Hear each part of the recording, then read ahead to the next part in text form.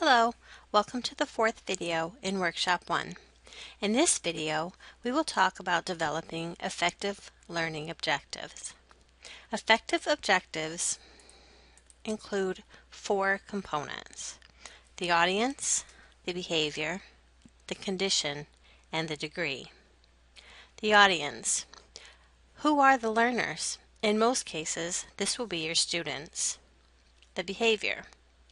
What do you expect students to be able to do? This should be a behavior that is observable so that you will be able to assess mastery. For this reason, behaviors like understand are not recommended. It is difficult to assess whether or not someone understands something because it happens in their brain. It's better to include a behavior that illustrates how students will demonstrate their understanding. For example, students will classify, explain, or define. The condition. Under what conditions or in what context will the behavior be performed? What has to happen before the students demonstrate their learning? For example, upon the completion of a 3-week unit, or after participating in a group discussion, or using a calculator or given set of resources. The degree. What standard must be met in order to demonstrate an acceptable performance? Does the student need to achieve 100% mastery, 80% mastery? Perhaps they need to include 9 out of 10 items on a checklist. Behaviors that demonstrate mastery.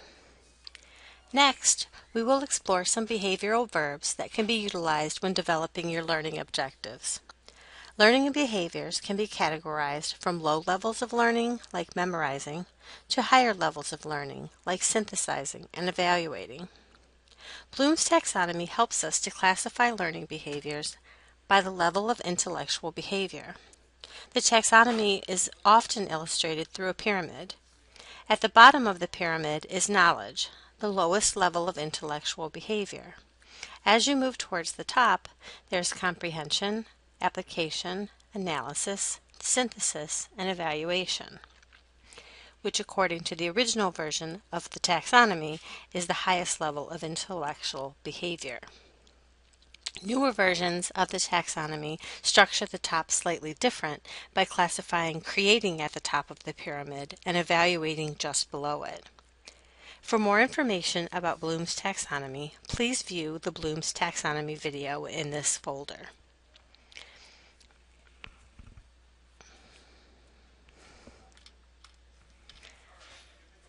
This Bloom's rose can help you as you develop your learning objectives. Each petal illustrates a level of Bloom's taxonomy. In the center, you see the 6 levels of the taxonomy: knowledge, comprehension, application, analysis, synthesis, and evaluation.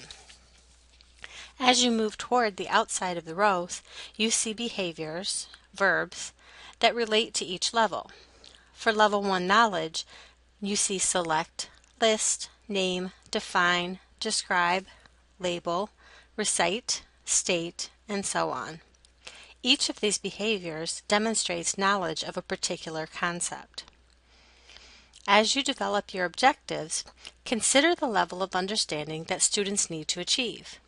In some cases, understanding and comprehending new concepts and terms may be the goal.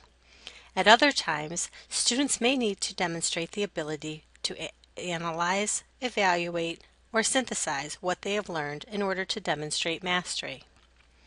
Once you know what level of learning you expect, you can refer to the rows to locate behaviors associated with that level of learning. This graphic offers another visual representation of Bloom's taxonomy and learning behaviors. It is similar to the graphic on the previous slide in that the levels of Bloom's taxonomy are listed in the center of the wheel. Levels 1 and 2, remember and understand, are grouped together. Moving outwards, you see behaviors or verbs that relate to the level: match, locate, list, identify, outline, and report. There are several versions of Bloom's taxonomy.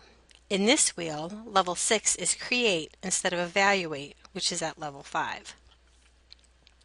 When you are developing learning objectives, it is helpful to refer to one of these wheels or other Bloom's taxonomy resources to identify behaviors at the appropriate level. You can locate other resources and graphics by searching Bloom's taxonomy. Before you begin drafting your course objectives, there are a few things that you should think about. Thinking back to the first video and backwards design, it is important to consider and clearly identify the desired results of learning in your course. Clarify your priorities. What's most worth understanding? We're back to step 1 of backwards design. As you evaluate the student learning outcomes on your course syllabus, which outcomes stand out to you as the essential understandings of the course or discipline?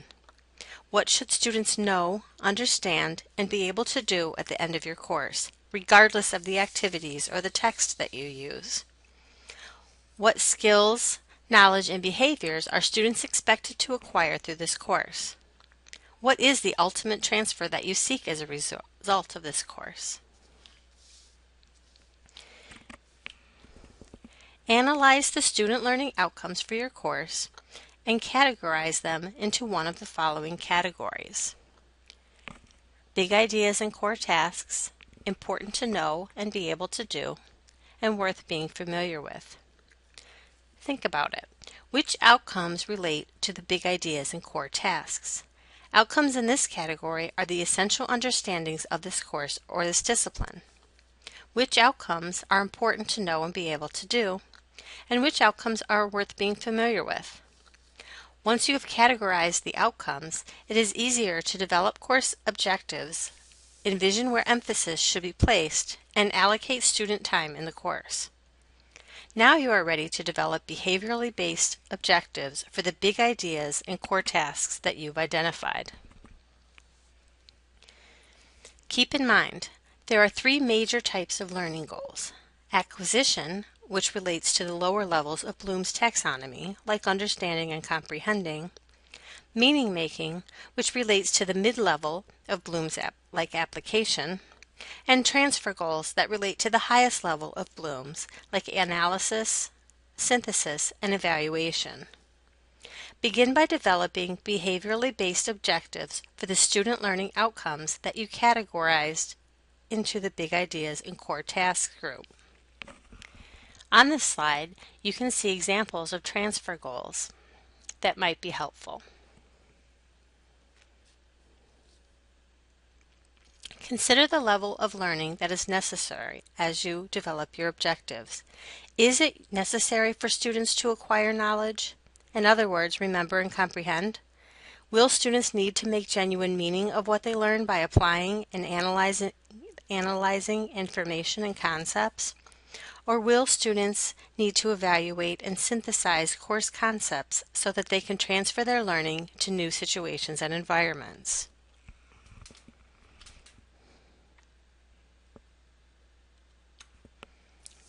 Things to think about. As you begin drafting your course objectives, consider: what do you want students to know and be able to do by the end of this course and still be able to do 5 years later?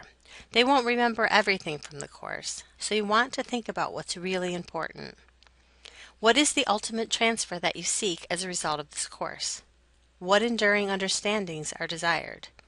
And what concepts and skills are priorities? Now it's time to begin drafting your course objectives. Ideally, you will be able to encompass all of your student learning outcomes within 3 to 5 course objectives. Begin by developing behaviorally based objectives for the outcomes in the big ideas and core tasks category. Include the audience, behavior, condition, and degree if possible. You may find that one well-written objective encompasses several student learning outcomes.